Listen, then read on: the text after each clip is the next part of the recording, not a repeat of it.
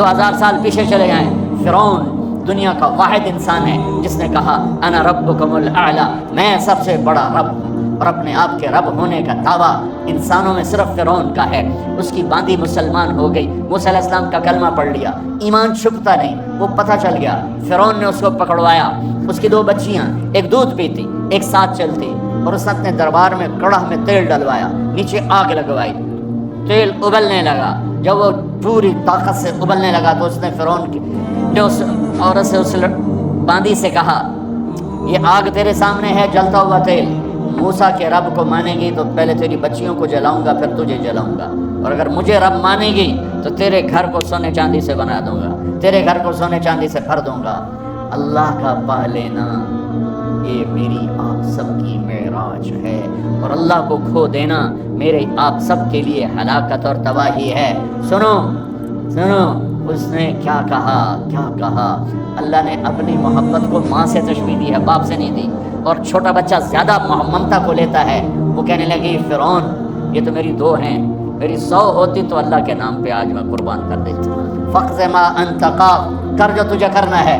تو پاگل ہو گیا، غصے میں کہنے لگا اس کی بڑی بیٹی کو ڈال دو۔ تو انہوں نے اس کو یوں ٹانگوں سے پکڑا، اور وہ چیختی چلاتی ہوئی تھی، ماں کا ایک بول اس کی جان بچا سکتا تھا، اور پھر گھر جا کے توبہ کر لیتی، وہ کہتی یا اللہ مجھے معاف کر دے، میں نے کلمہ کفر کہا۔ اس کو ٹانگوں سے پکڑا ہوا ہے، اس کے ہاتھ نیچے جھول رہے ہیں، اور وہ اماں بھی کہہ رہی کہ مجھے بچا لو۔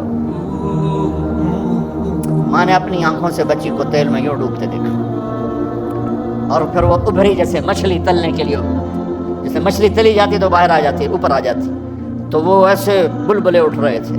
وہ ایک ہی لمحے میں اس کی تو جان گئی، ایک آنسو کا قطرہ اس نے نہیں نکلنے دیا اپنی آنکھوں سے، اور اپنے دل کو جب مضبوط کیا تو میرے رب کی غیرت، میرے رب کی رحمت محبت حرکت میں آئی۔ اللہ نے ماں کی آنکھوں سے پردہ ہٹا دیا، اور ماں نے اپنی بیٹی کی روح کو نکالتے دیکھا، اور وہ کہہ رہی ہے اصبری یا ام فإن لک من الأجر کذا وکذا، ماں جی ڈرنا نہیں، صبر کرو، جنت تیار ہے، جنت تیار ہے۔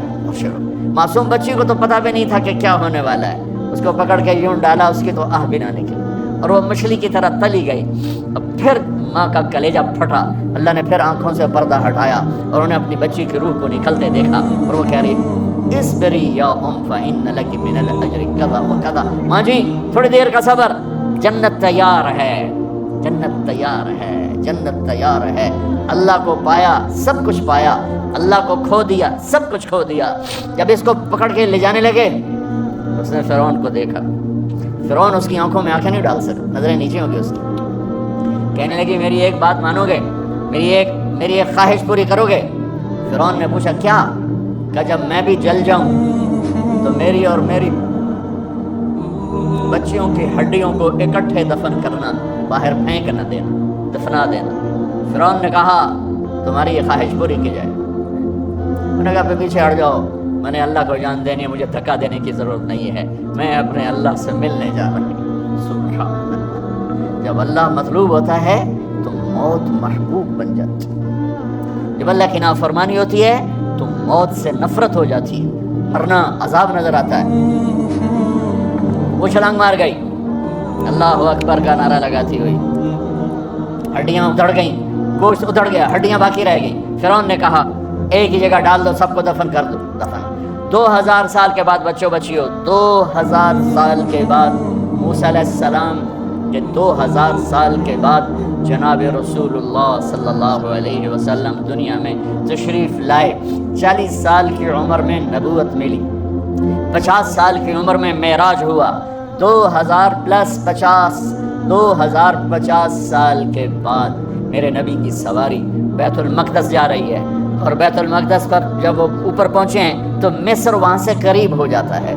جب وہ اترنے لگے تو میرے نبی نے کہا جبریل جنت کی خوشبو آ رہی ہے، جبریل جنت کی خوشبو آ رہی ہے، کہاں سے؟ ابھی تو جنت اوپر ہے، ابھی تو اوپر جانا ہے، تو یہ زمین سے جنت کی خوشبو کیا آ رہی ہے؟ تو جبریل نے عرض کیا رسول اللہ فرعون کی ایک باندھی تھی جو اللہ سے سودا کر گئی جان کا اور اپنی بچیوں کا، اس کی بچیوں کی ہڈیوں کو جہاں دفن کیا گیا ہے یہ خوشبو جس دن انہیں دفن کیا تھا اس دن سے لے کر آج تک یہ خوشبو آ رہی ہے اور یہ قیامت تک آتی رہے گی۔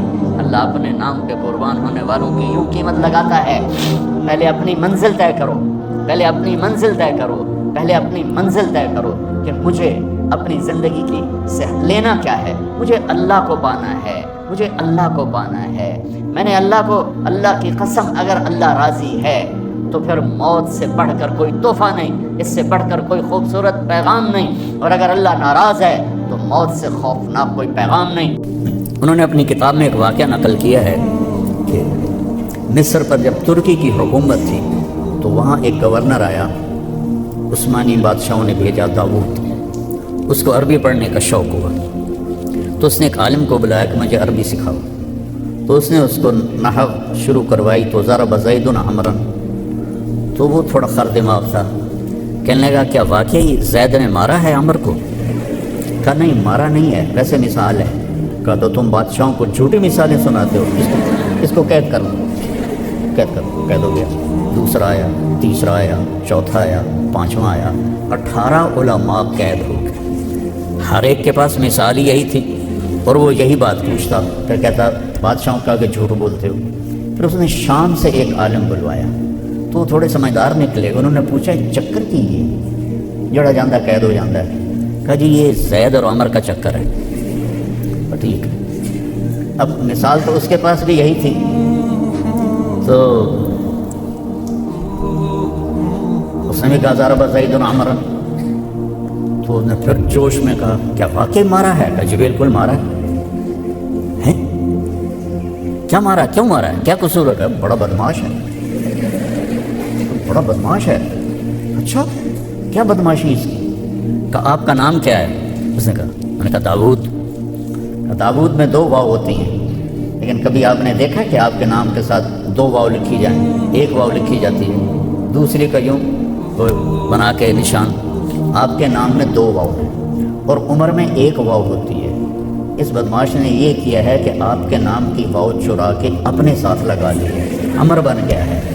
اس نے تو آپ کا نام چرا لیا ہے تو اس کے تو ہو ٹھوکائی ہونی چاہیے، سکے لتر مارو انہوں۔ وہ کہنے لگا ہیں اچھا جو تو کسی مولوی نے مجھے یہ تو نہیں بتایا۔ وہ آپ سے ڈر گئے تھے، میں تو انہوں کھلی گل کر دی تھی، کہتے چلو ٹھیک ہے انہوں ہی چھاڑ دیا ہوتا تنوں ہی نام دینا۔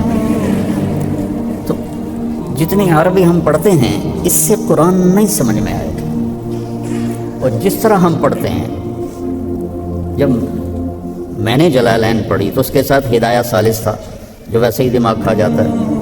عام طور پہ آج کل تو نہ پڑھنے والے کو سمجھ میں آتا نہ پڑھانے والے کو۔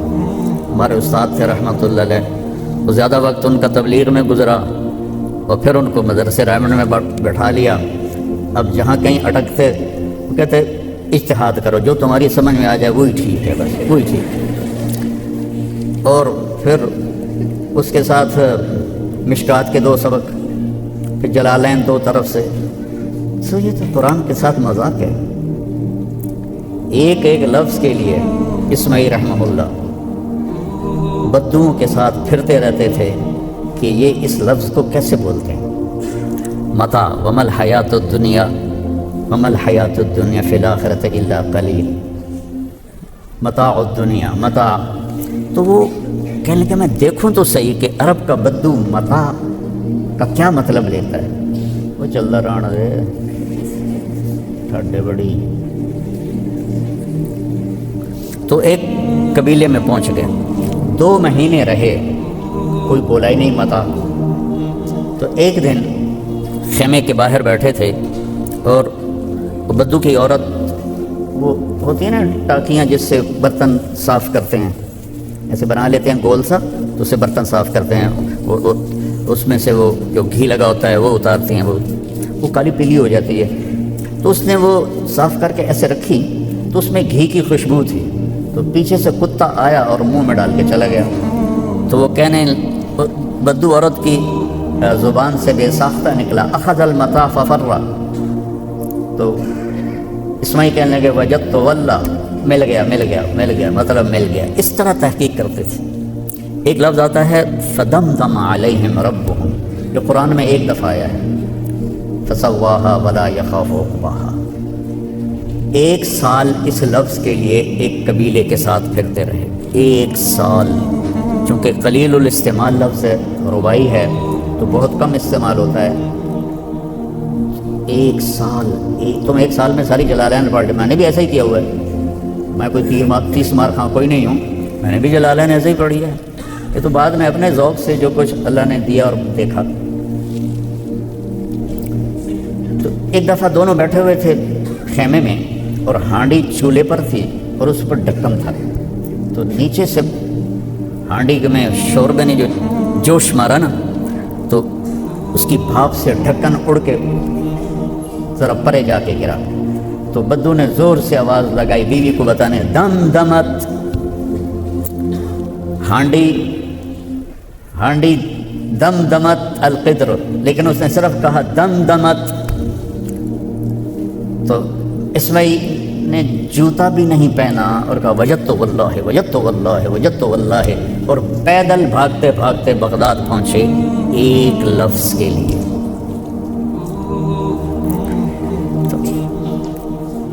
میرے عزیزو، اللہ کی قسم ہم قرآن کے حسن کو نہیں سمجھے، چونکہ ہماری زبان نہیں ہے۔ فَاصْدَعْ بِمَا تُؤْمَرُ وَأَعْرِضْ عَنِ الْمُشْرِكِينَ۔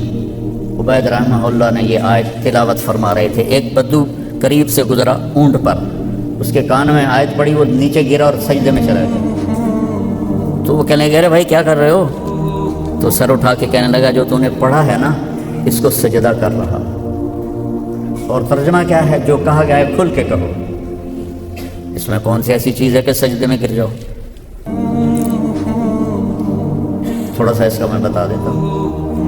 صدع شیشے کے توڑنے کے لیے استعمال ہوتا ہے، کسرہ استعمال نہیں ہوتا، ویسے دونوں استعمال ہوتے ہیں۔ صدع اس توڑنے کو کہتے ہیں چیز کو اس طرح توڑو کہ جڑ نہ سکے، تو شیشہ واحد دھات ہے جو ٹوٹے تو جڑتا نہیں، شیشہ ٹوٹے جڑتا نہیں، پھر آگ میں ڈال کے اس کو پگھلانا پڑتا ہے۔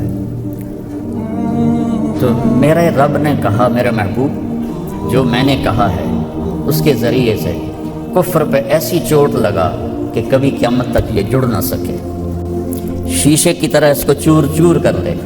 وَأَعْرِضْ عَنِ الْمُشْرِكِينَ، اس حسن نے اس کو نیچے گرا دیا۔ چونکہ ہم مضامین کی کثرت ہے، دیکھو تمہارے سامنے روٹی بھی ہو، چاول بھی ہو، زردہ بھی ہو، حلوہ بھی ہو، پوڑی بھی ہو، سموسے بھی ہوں، باقر خانی بھی ہو، گلاب جامن بھی ہوں، رسگلے بھی ہوں، اور تم سارے کھا جاؤ تو تمہارے معدے کا کیا حال ہوگا؟ اللہ کے فضل سے ٹوائلٹ میں ہی بیٹھے رہو۔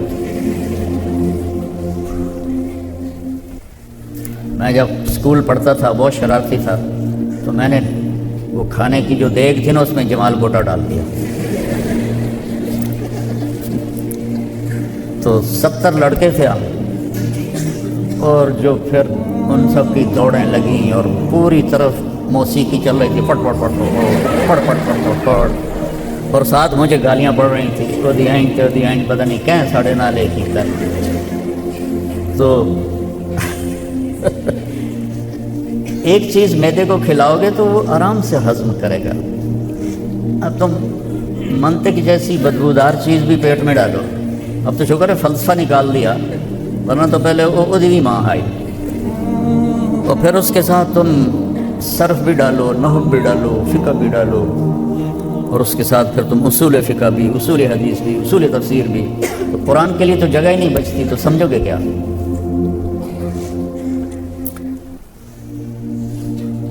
میں ایک آپ کو مثال دیتا ہوں۔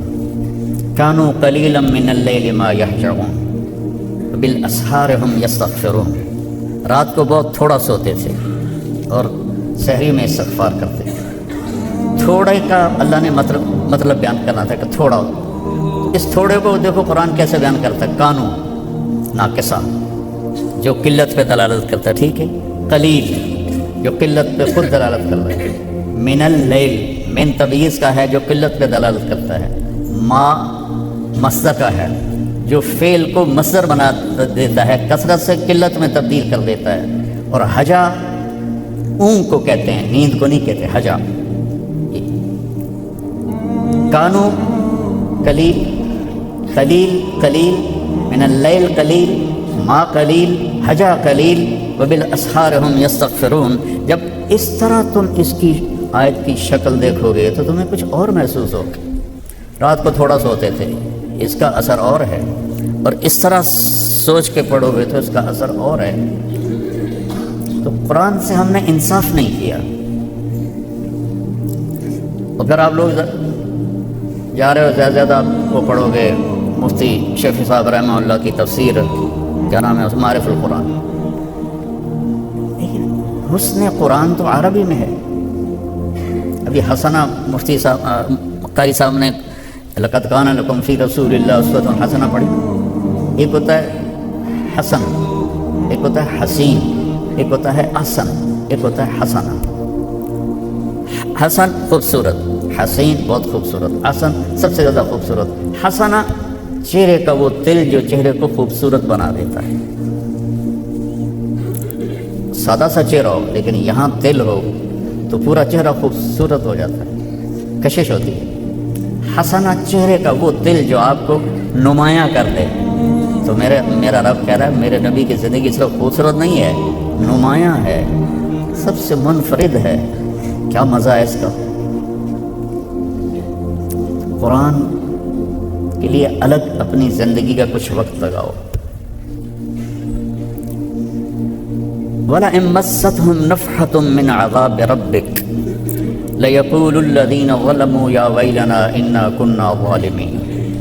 اگر انہیں تھوڑا سا عذاب چکھ لے، انہیں چھو لے، تو یہ پکار اٹھیں گے کہ ہم ظالم ہیں۔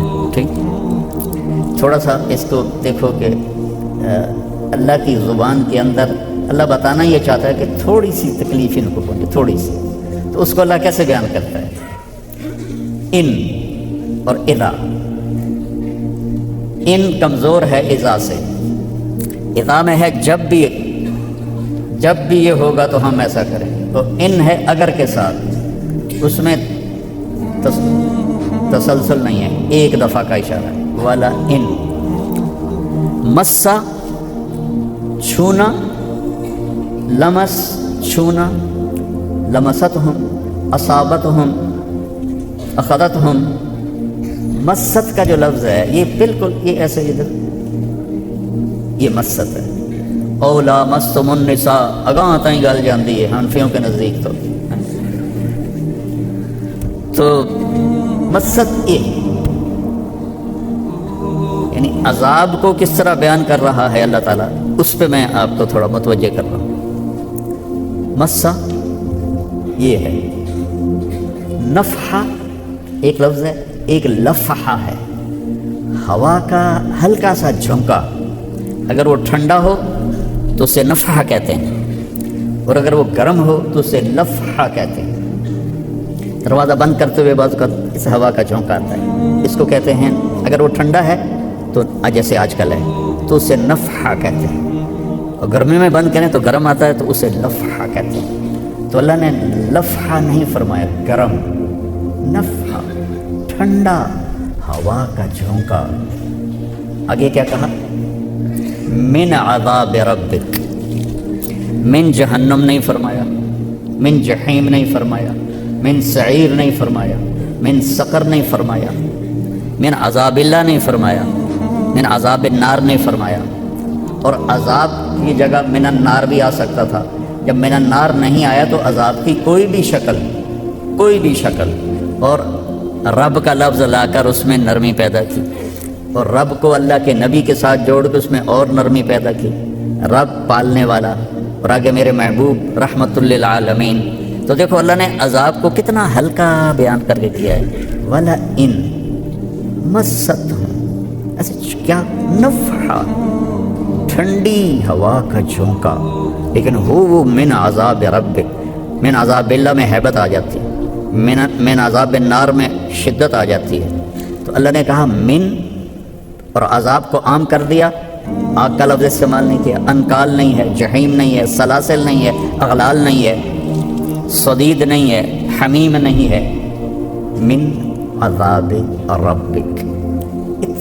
معمولی سا بھی اگر انہیں لگ گیا، یہ ہے اصل میں یہودی کہتے تھے نا لن تمسنا النار الا ایاما معدودہ، اور آج کل بھی کئی جو غافل کہتے ہیں کوئی نہیں ایک دن لتر لتر کھا کے دو دفعے نکل ہی جائیں گے، تو اللہ ان کو سمجھا رہا ہے کہ اگر ایک معمولی سا تمہیں پڑ گیا نا جھونکا، جو عادی مجرم ہوتے ہیں ان کو منانے کے لیے کتنے لتر مارتے ہیں پولیس والے، ایڈا وڈا لتر ہوتا ہے، وہ مار کھا کھا کھا جب ان کی کھال اتر جاتی پھر وہ مانتے ہیں۔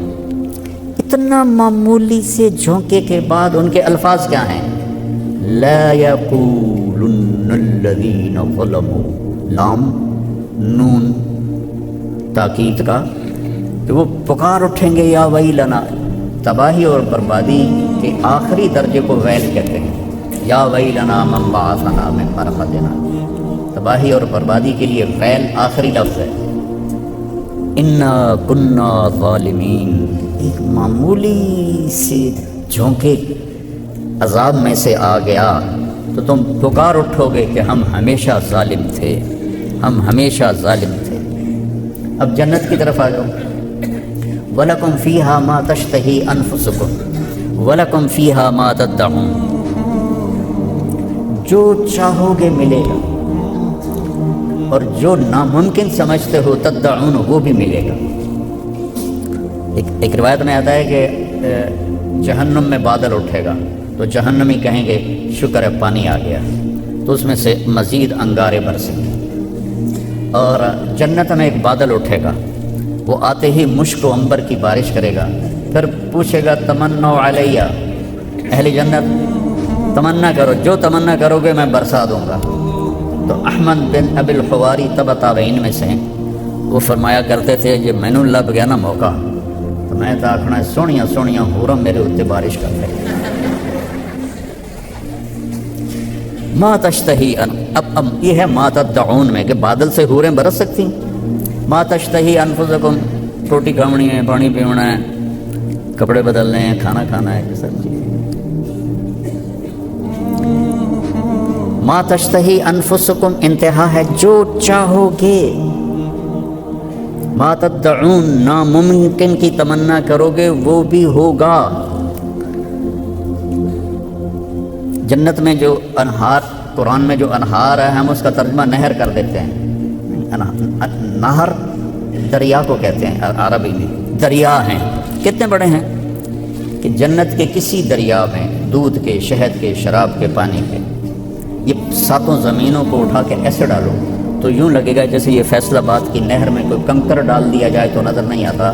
یہ 24,000 کلومیٹر کی زمین کسی بھی دریا میں ڈال دو تو ایک کنکر کی طرح غائب ہو جائے گی، اور اس میں بڑے بڑے بحری جہاز ہیں، بڑے، میں نے تو وہ جو آج کل کے ماڈرن جہاز ہیں وہ تو پورا ملک و شہر ہوتا ہے، میں نے ان میں سفر کیے ہوئے ہیں سمندری، وہ لگتا ہی نہیں کہ ہم کسی جہاز میں ہیں۔ تو جب وہ اس میں جائیں گے تو وہاں ان کے لیے الگ حوریں اس میں بیٹھی ہوں گی، اور مچھلیاں گھیر لیں گی چاروں طرف سے ان کے بحری جہاز کو، اور یوں سر اٹھا کے کہیں گی آپ مجھے کھائیں گے، دوسری کہے گی آپ مجھے کھائیں گے۔ میں بنگلہ دیش میں بہت دفعہ گیا ہوں تو میں ان سے کہتا تھا اس حدیث کا سب سے زیادہ مزہ بنگالیوں کو آئے گا جو کھاتے ہی مچھلی ہیں، تو وہ کہے گا ہاں کھاتا ہوں، تو وہ چھلانگ لگا کے اوپر آ جائے گی، اس کے لیے پانی اور خشکی برابر ہے، پھر کہے گی آپ مجھے کباب کھانا پسند کریں گے، کہا تو وہ ایسے کرے گی، مونڈا ہلائے تو اس میں سے کبابوں کے ڈشیں نکلنا شروع ہو جائیں، پھر کہے گی سالن کھائیں گے، کہاں، پھر وہ دوسرے مونڈے کو ایسے کرے گی تو اس میں سے سالن کی ڈشیں نکلنی شروع ہو جائیں۔ ما تشتہی انفسکم ما تدعون، انتہا کی بات ہے نا، بولو انتہا کی بات ہے، لیکن آگے لفظ کیا ہے؟ نزلا من غفور الرحیم، اس کا آپ ترجمہ پڑھو گے تو لکھا ہوا ہے مہمانی ہے تیرے اللہ کی طرف سے، اس سے تھوڑا ہی مزہ آتا ہے، یہ ترجمہ ہے بھی نہیں، نزل ہے نزول سے، نزل عندنا ضیف، ہمارے پاس مہمان نازل ہوا، اور آتے ہی اس کو جو پیش کیا جاتا ہے وہ ضیافت نہیں ہوتی، وہ معمولی چیز ہوتی ہے، جیسے میرے کو پانی رکھ دیتا نہیں، اس کو نزل کہتے ہیں، اگرچہ روٹی میں نے کوئی نہیں کھاونی ہے لیکن میں ویسے دسدا پیا کہ یہ نزل ہے، تمہارے سامنے مثال ہے۔ اور عربوں میں آپ چلے جاؤ تو بادشاہ کی دعوت بھی کھائی ہے قطر کے، اور عام لوگوں کی بھی، قہوہ اور کھجور پہلے پیش کیا جاتا ہے، اس کو کہتے ہیں نزل۔ اور ہم جو ہمارے ملک میں ہے جوس پہلے پیش کیا جاتا ہے، سردیاں ہوں تو سوپ پیش کیا جاتا ہے، پھر کھانا بعد میں ہوتا ہے۔ تو وہ معمولی سی چیز جو مہمان کے آتے ہی اسے دی جاتی ہے اسے کہتے ہیں نزل، ضیافت ابھی باقی ہے۔ تو میرا رب کہہ رہا ہے ما تشتہی انفسکم اور ما تدعون، یہ ہے تیرے رب کا قہوہ اور کھجور، اے امدادیہ دا ٹھنڈا پانی۔ اور جب ضیافت تمہاری کروں گا تو پھر تم دیکھو گے کہ میں کیا کرتا ہوں تمہارے ساتھ۔ اب سبحان اللہ نکلی کہ نہیں نکلی؟ تو قاری صاحب زبردستی کلوا رہے تھے، کہو سبحان اللہ، آپ پہ بولی جاتے ہیں۔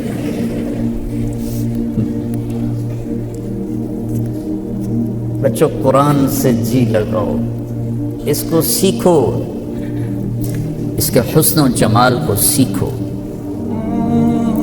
ایک اور آپ کو سنا دوں، یہ چونکہ قرآن کی بات ہو رہی تھی نا تو میں کہا چلو میں کون سا گھر سے سوچ کے آتا ہوں، پڑھائی نہیں جاتا، میرے سر میں درد ہوتا ہے بہت زیادہ، تو اسی لحاظ سے پھر میں نے کہا دو چار چیزیں آپ کو حسن قرآن سے بتا دوں کہ قرآن کیسا حسین کلام ہے۔ میں نے شروع میں آیت پڑھی تھی الف لام میم ذالک الکتاب لا ریب فیہ، لا ریب فیہ کا ترجمہ سب نے کیا، اس میں کوئی شک نہیں ہے۔ شک خود عربی زبان کا لفظ ہے۔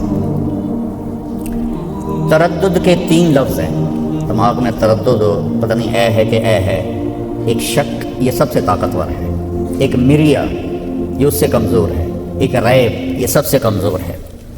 شک کسے کہتے ہیں کہ جو میرے ساتھ پہلی دفعہ پیش آیا کہ امدادیہ پتہ نہیں کدھر ہے، ادھر ہے کہ ادھر ہے، ادھر ہے کہ ادھر ہے، او اگاں ٹر گیا ستیانے والے پاس، اس کو شک کہتے ہیں، پتہ ہی نہیں چلا۔ تو مریا کیا ہے کہ میں گلیاں دیکھتا جا رہا ہوں میں کہتا ہوں شاید یہ ہے میرے خیال میں، تو میرا ایک رجحان بن جاتا ہے لیکن پکا نہیں ہوتا ہے، وہ ٹھیک بھی ہو سکتا ہے غلط بھی ہو سکتا ہے، اس کو کہتے ہیں مریا۔ فلا تک فی مریۃ من لقاء ربہم۔ ریب کیا ہے؟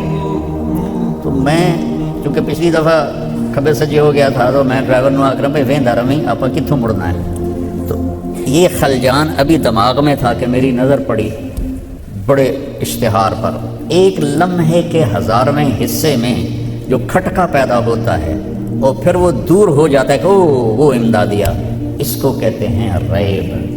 تو میرا رب کہہ رہا ہے تم میری کتاب میں شک ڈھونڈتے ہو، مریا ڈھونڈتے ہو، اس میں تو ریب بھی کوئی نہیں ہے، ایک لمحے کی کھٹک بھی اس میں موجود نہیں۔ ہدا کسے کہتے ہیں؟ یہ عربوں پہ قرآن اترا ہے، عربوں پہ، ہم پر نہیں اترا، عربوں پہ اترا ہے۔ اور اس زمانے کے عرب ان میں کوئی اجمی شامل نہیں تھے، اب تو پٹھانوں نے جا کے عربی تباہ کر دی، عربوں کی بھی۔ جب وہ بولتے ہیں تو حیرانی ہوتی ہے۔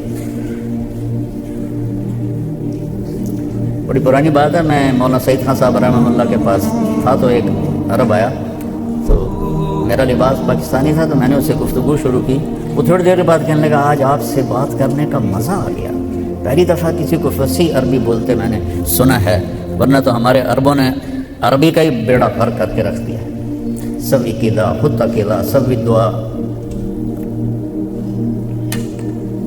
گاف عربی میں ہے ہی نہیں، اور مصری جیم کو گاف میں بدل دیں۔ تو یہ جماعت گئی تھی میواتیوں میں، تو مصری نے بیان کیا، پھر دعا کی اللہم ارزقنا الگنہ، اللہم ارزقنا الگنہ۔ اگلے دن میواتی گنے کا گٹھا اٹھا کے آ گیا، کہا جی رات کو ہمارے مہمان گنا مانگ رہے تھے تو میں گنا لے کے آ گیا۔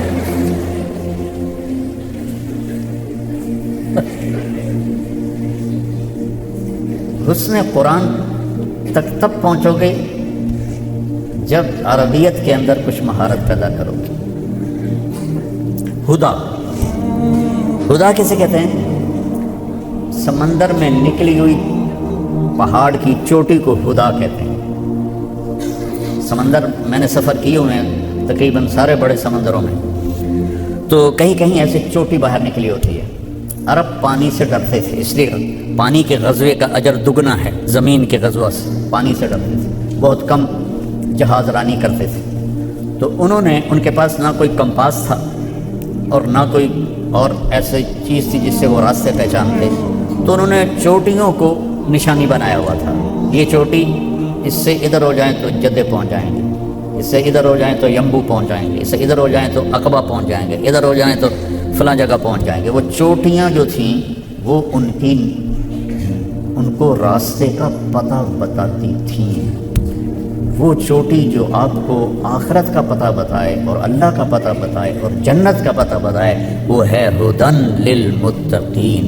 یہ قرآن وہ دنیا کے سمندر میں نکلی ہوئی چوٹی ہے، اور ہر انسان ایک کشتی ہے. یہ کشتیاں رواں دواں ہیں. جس نے اس چوٹی کو سامنے رکھ کے سفر شروع کیا، یہ اللہ تک بھی پہنچے گا، جنت تک بھی پہنچے گا. اور جس نے اس کو کھو دیا وہ گمراہ ہو کے رہ جائے گا. تو ایک اور آیت سنا کے پھر میں بس کرتا ہوں. هل علمتم ما فعلتم بيوسف وأخيه إذ أنتم جاهلون قالوا أئنك لأنت يوسف قال أنا يوسف وهذا أخي قد من الله علي إنه من يتق ويصبر فإن الله لا يضيع أجر المحسنين. جب اخوت یوسف آئے تھے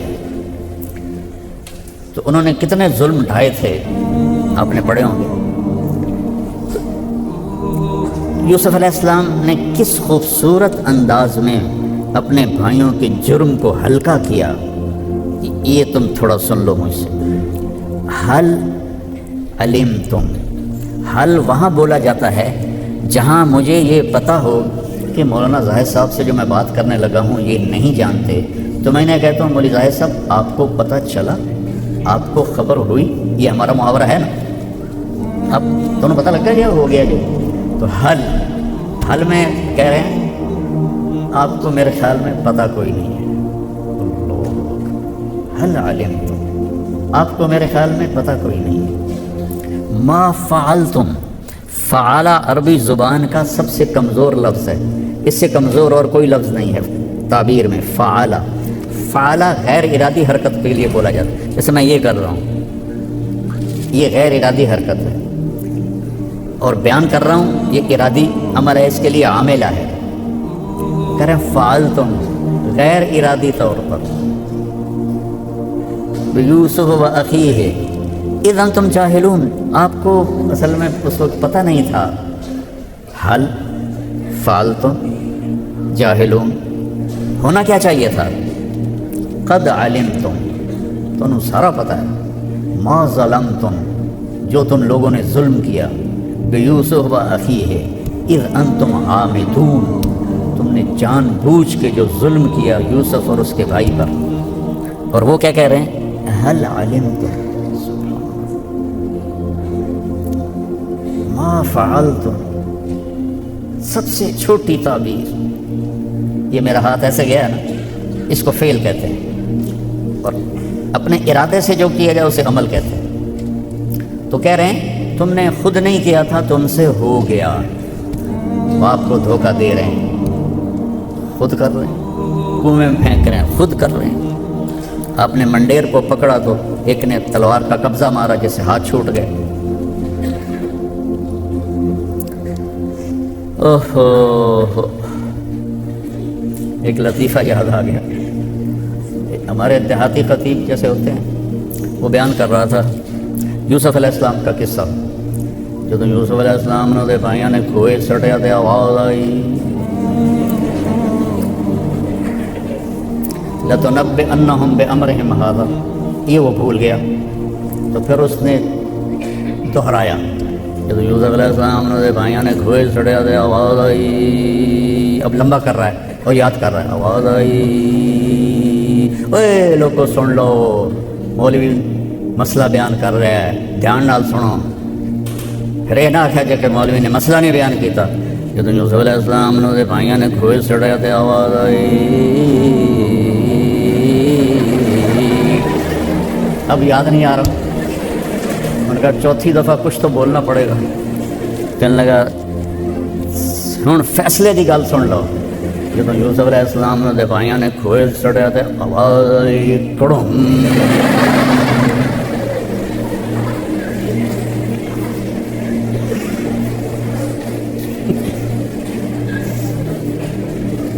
ہمارا تو قرآن بیان کرنے والے ایسے۔ تو حل علمتم کی جگہ ہوتا قد علمتم، ما فعلتم کی جگہ ہوتا ما ظلمتم، اذ انتم جاہلون کی جگہ ہوتا اذ انتم عاملون۔ اب آگے یوسف علیہ السلام نقاب رکھتے تھے، جب انہوں نے نقاب ہٹایا اور یہ بات کی تو انہیں سے غور سے دیکھا تو دو کیفیتیں پیدا ہوئی، ایک شک کہ نہیں یوسف نہیں، ایک یقین وہی ہے، لگتا ہے اس کا خواب پورا ہو رہا ہے۔ شک اور یقین، ایک خوف پیدا ہوا کہ اب ہماری خیر نہیں، ایک امید پیدا ہوئی کہ ہو سکتا ہے یہ یوسف نہ ہو۔ تو دو متضاد کیفیتیں ہیں، شک یقین، خوف اطمینان۔ اس کو قرآن نے کیسے بیان کیا؟ اِنَّکَ، استفہام اِنَّا کے اوپر لا رہے ہیں، اِنَّکَ، پھر لَأَنْتَ یوسف، میرے چہرے کو تم پڑھنا، پھر تمہیں اس آیت کا صحیح مزہ آئے گا۔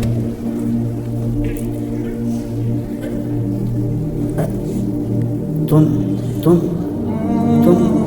یوسف تو نہیں ہو، یوسف تو نہیں ہو، میرے چہرہ کا تعصب دیکھا ہے، یہ ہے اِنَّکَ لَأَنْتَ یوسف۔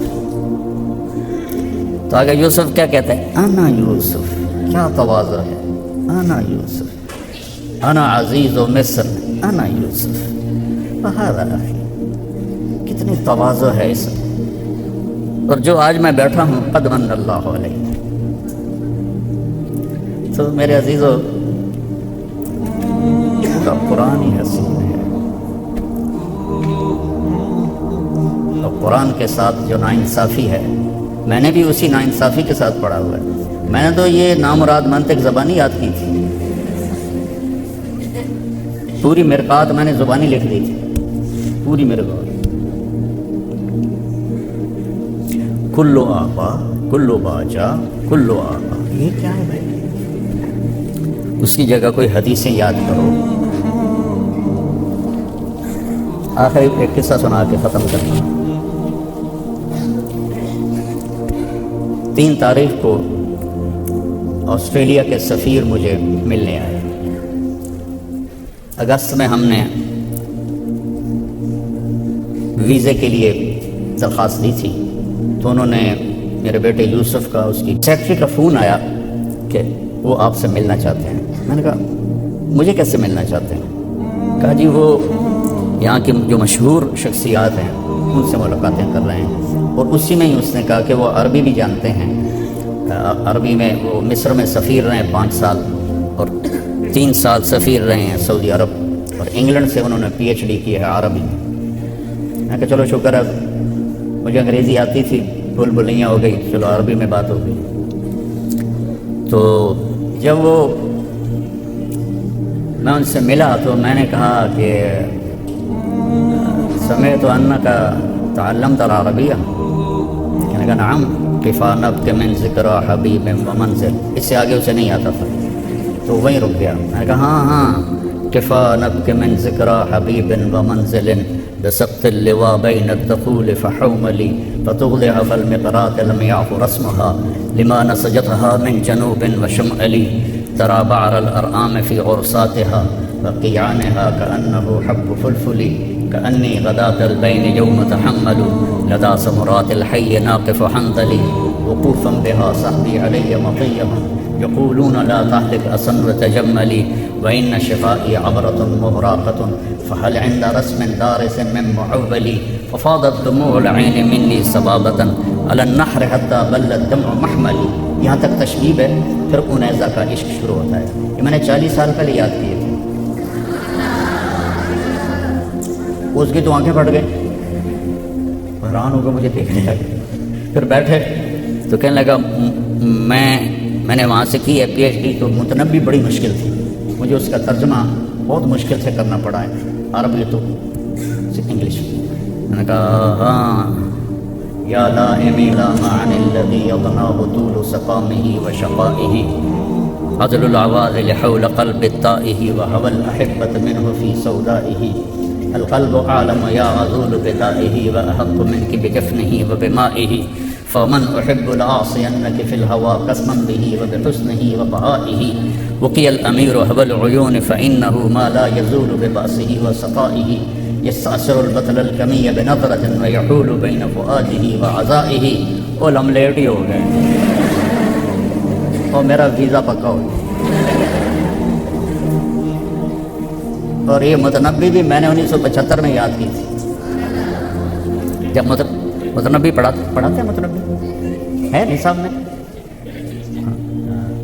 تو اس وقت تو میں نے یاد کی تھی. پھر میں چونکہ درس و تدریس میرا مقدر نہیں تھا, تبلیغ میرے مقدر میں تھی, لیکن یہ کف بالدیار التي لم يعفها القدم بلا وغيرها الارواح والديم کچھ کھنڈرات باقی ہیں. تو بأب الشموس الجانحات غواربا اللابسات من الحرير جلاببا المنهبات قلوبنا وعقولنا المنهيات الناهبات الناهبا حاولنا تفديتي وخفنا مراقبا فوضعنا أيديهن فوق ترائبا بعد هواك صبرت أم لم تصبر وبكاك إن لم يجد دمعك أو جرى كم غر صبرك وابتسامك صاحبا لما رآه في الحشا ما لا يرى أمر الفؤاد لسانه وجفونه فقدمنه وكفى بجسمك مخبرا. میں نے بعد میں جان ماری ہے. دلہن کا گھونگھٹ نہ اٹھاؤ تو تمہیں کیا پتہ کالی ہے کہ چٹی ہے. تم نے قرآن تو پڑھا ہے, اس کا گھونگھٹ نہیں اٹھایا.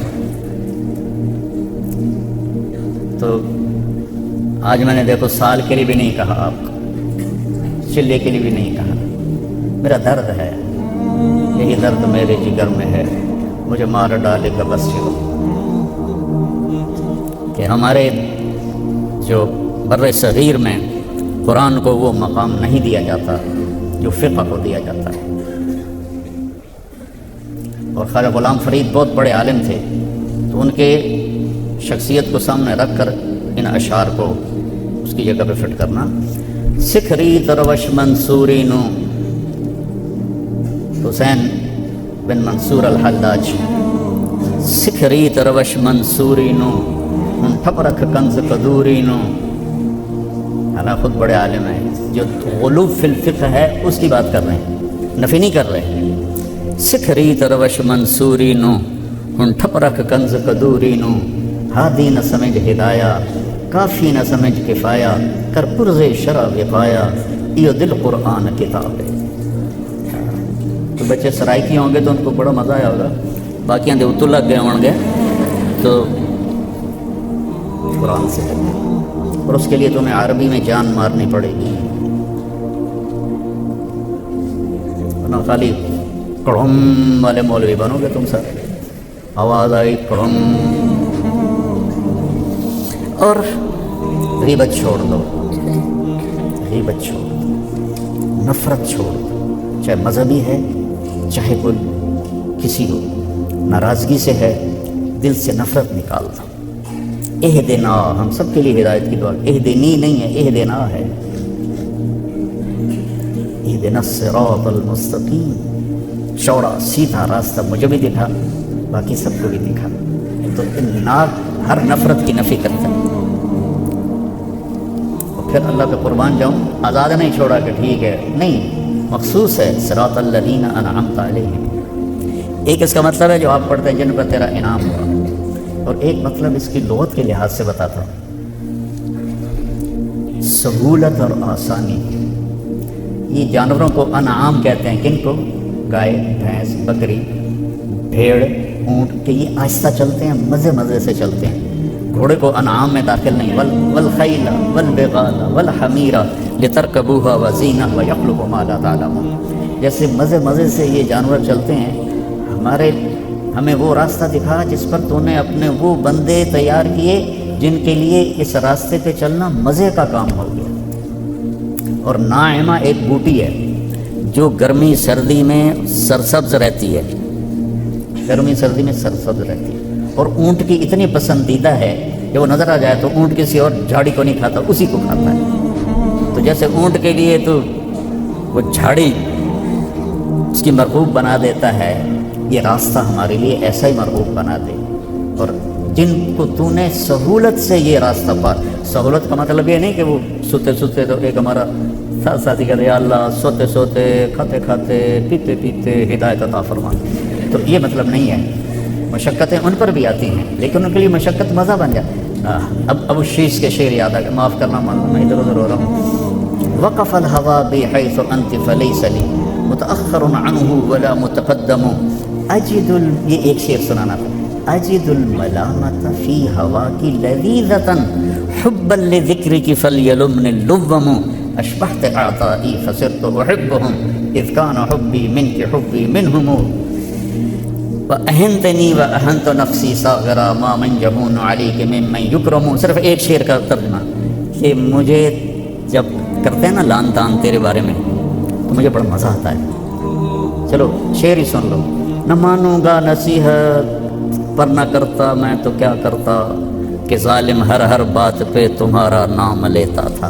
یہ ترجمہ ہے کہ میں نے نصیحت نہیں ماننی، بس تیرا نام آتا ہے تو میں گم ہو جاتا ہوں، تو جب مجھے لان تان کی پرواہ نہیں رہتی۔ تو ابو شیش کہہ رہا ہے کہ میں تیرے بارے میں جب لان تان سنتا ہوں نا تو مجھے بڑا مزہ آتا ہے، کیونکہ اس میں تیرا نام آتا ہے بار بار بار بار بار بار، تو اس نام کی لذت مجھے گالی گلوچ بھلا دیتی ہے۔ آسانی کا مطلب یہ نہیں کہ وہ مشقتوں سے نہیں گزرتے، آسانی کا مطلب ہے کہ ان کے لیے مشقتیں آسان ہو جاتی ہیں، ان میں ان کو مزہ آتا ہے۔ تو بچو قرآن سیکھ، جب آپ فارغ ہو جاؤ قرآن ڈھونڈو۔ تخصص فی الفقہ ہو رہا ہے ہر جگہ ہر جگہ ہر جگہ ہو رہا ہے، تو قرآن کو بھی یہ بڑے بڑے علماء بیٹھے ہیں، یہ کروا سکتا ہوں، میں تو خالی ہوں ڈھول بجانے والا ڈھول چاہیے، گلا کا پاڑے نہ لوکن ہو رہا۔ اقبال بڑا اپدیش کہے من باتوں میں موہ لیتا ہے، گفتار کا غازی بن تو گیا کردار کا غازی بن نہ سکا۔ تو میں تو خالی باتیں ہی رہ گئیں، لیکن بیٹا بہت اہم چیز میں نے آپ کو بتائی ہے، بہت اہم چیز بتائی۔ امانت تب پہنچاؤ گے جب تمہیں کچھ آتا بھی ہوگا، جب تمہیں پتہ بھی ہوگا، تو اس کے لیے عربی ادب، عربی یہ جو تھے نا سید قطب جن کو جمال ناصر نے پھانسی دے دی تھی، یہ دہریہ قسم کے ادیب عربی تھے۔ تو کسی نے ان سے کہا تو اتنا بڑا عربی دان ہے، قرآن دے، قرآن سب سے بڑا عربی کا خزانہ ہے۔ تو قرآن پڑھتے پڑھتے ہدایت مل گئی، اور پھر انہیں فی ظلال القرآن، سب سے فصیح تفسیر ظلال القرآن ہے۔ تو میری بات لمبی ہو گئی، ابھی مفتی صاحب نے بھی بات کرنی ہے، اور میں یقین مانو 2 گولیاں کھا کے آیا تھا، وہ میرا خیال تھا آدھا پونا گھنٹہ 2 ہوائیوں کو ٹرکا کے میں چلا جاؤں گا، لیکن آپ کو دیکھ کے پھر میرا جی چاہا کہ میں اپنے دل کا درد آپ کے ساتھ سانجھا کروں کہ ہم قرآن سے جڑیں، قرآن سے جڑیں۔ عاشق ہوں میں عشق کماں میں دل رکھیں وانگ پہاڑاں ہو، سہ سہ بدیاں ہزار غلامیں کر جانے باغ بہاراں ہو، منصور جے چک سولی دیتے جڑے واقف کل اسراراں ہو، سجدیوں سر چائیں نہ باہو توڑے کافر کہنا ہزاراں ہو۔ یہ عشق کرو گے قرآن سے تو پھر کچھ یہ سفر آسان ہوگا۔ نیت کرتے نا انشاءاللہ سارے۔ تو اگر آپ بچے آپس میں کوئی 2 بچے لڑے ہوئے ہوں تو اٹھ کے صلح کر لیں۔ میں نے ایک مدرسے میں بیان کیا، دورے کے بچے ہوں، تو میں نے یہ بات کی کہ کوئی آپس میں لڑے ہوئے ہوں تو صلح کر لیں۔ اس میں کچھ میرے شاگرد بھی تھے، تو ایک نے آ کے بتایا کہ استاد جی 2 لڑکے تھے جو میزان کے سال میں آپس میں لڑے تھے، اور آج تک وہ ایک دوسرے سے بات نہیں کرتے تھے، 8 برس گزر گئے تھے، آج انہوں نے صلح کی تھی۔ تم جوان ہو، گرم خون ہے، تو کبھی کسی سے لڑائی بول بلارا ہو گیا ہو، صلح کر لینا۔ اللہ کو صلح بہت پسند ہے۔ اللہ آپ کی زندگی کو قبول فرمائے، اور ان سارے اساتذہ کو انتہائی جزائے خیر عطا فرمائے جو اس طرح جان توڑ محنت کر رہے ہیں، آپ کو پڑھا رہے ہیں۔ اللہ تعالیٰ مولانا نذیر احمد صاحب رحمہ اللہ سے ایک استفادہ میں نے بھی کیا ہے، اذا جاءک المنافقون قالوا نشهد انک لرسول اللہ. تو میں نے بہت سو سے پوچھا کہ یہ انا کیوں ہے, یہاں تو انا ہونا چاہیے. فعل کے بعد ہے نا نشہد انک رسول, یہ نشہد انک لرسول اللہ. کئی علماء سے پوچھا.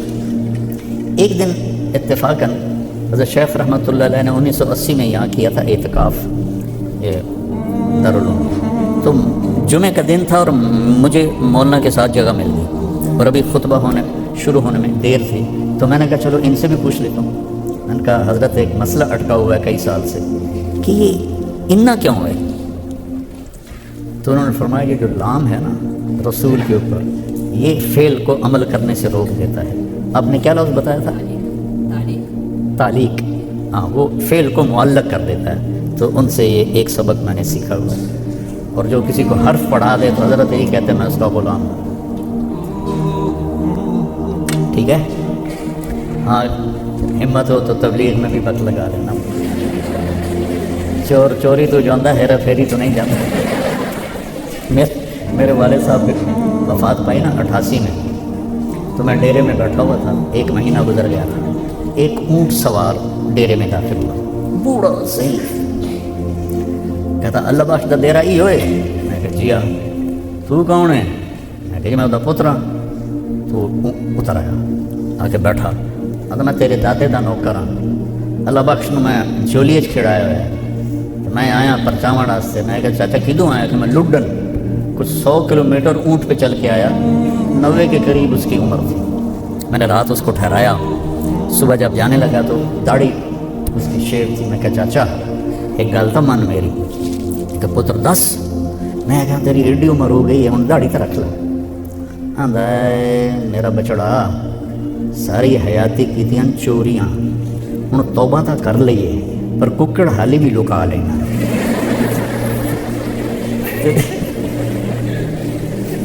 مرغی حالی بھی لکا لینا.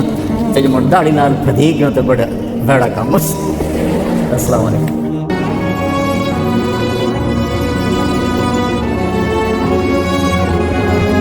سیلاب کے نال بہت زیادہ نقصان تھیا ہے. ہمارے کمرے 4 دیواریں مکمل گر گئی.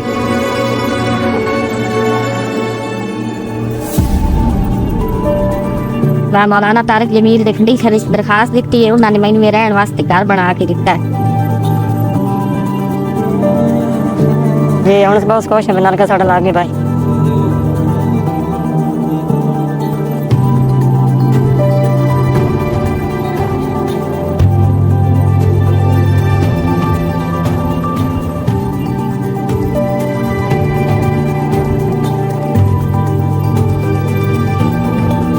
میں بچی کا یہ بنانے کے لیے شادی کا انتظام نہیں کر سکتا ہوں. جب میں نے پتہ چلا دفتر سے اپلیکیشن دی تو انہوں نے مہربانی کی ہے.